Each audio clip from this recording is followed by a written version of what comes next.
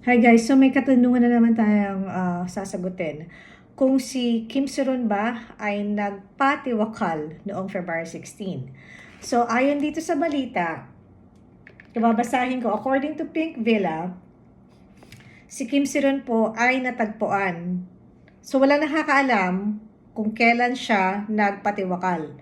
Dahil ayon sa balita, natagpuan lang. Meaning to say na pwede siyang nagpatiwakal the day before, 2 days before, last week, hindi natin alam. Yung kaibigan niya nagpunta sa bahay nila upang alamin kung anong kalagayan ni Kim Seron at ito ay natagpuan wala ng buhay. Kasi hindi ko lang maintindihan kung natagpuan mo talagang patay si Kim Seron noong 2016 at i-confirm mo na namatay siya noong 2016, hindi dapat nadala pa sa ospital. Wala nga nakakaalam. Dahil nga, eto, basahin ko ayon sa Pink Villa. A police official said, "We believe that the late Kim Seron made an extreme choice and will be handling it as death case. During a regular briefing at the National Investigation Headquarters, there's nothing special about the investigation and ruled out the case as suicide. Additionally, they mentioned no will has been found." So wala po siyang sulat at that scene, which might hint the reason for the Bloodhounds actress taking her own life.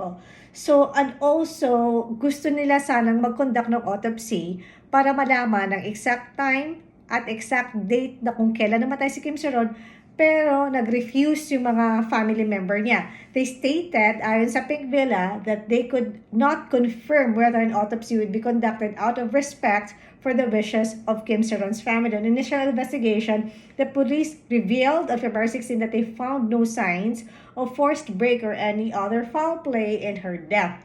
As per then, her friend found her unconscious at the apartment after the actress failed to attend pre-arranged meeting. So, kung natagpuan ng kaibigan niya si Kim Seron ng February 17 or February 18, magbabago ba ang kanilang narrative? 'Di ba? Kasi pinipilit ng mga haters na i-connect yung birthday ni Kim Seron kay Kim Soyon. The fact is, natagpuan siya na wala ng buhay noong February 16. Kung kailan, anong eksaktong araw, kung anong eksaktong oras, dahil wala nakakaalam dahil hindi nga nagpa-autopsy ang family ni Kim Seron, nag-refuse ng autopsy, ngayon, walang lead ngayon ang mga pulis kung kailan talaga. Kasi kung hindi nga siya nakapunta sa bahay ng February 16, di hindi yan magiging February 16. Pwedeng February 17, pwedeng February 18. So basically, wala na siyang buhay February 16. Hindi natin alam kung kailan. Kaya sana, wag nyo naman iugnay ang birthday ni Kim Seron, ni Kim Soyon kay Kim Seron. 'Di ba? Kasi wala na siya, walang suicide note.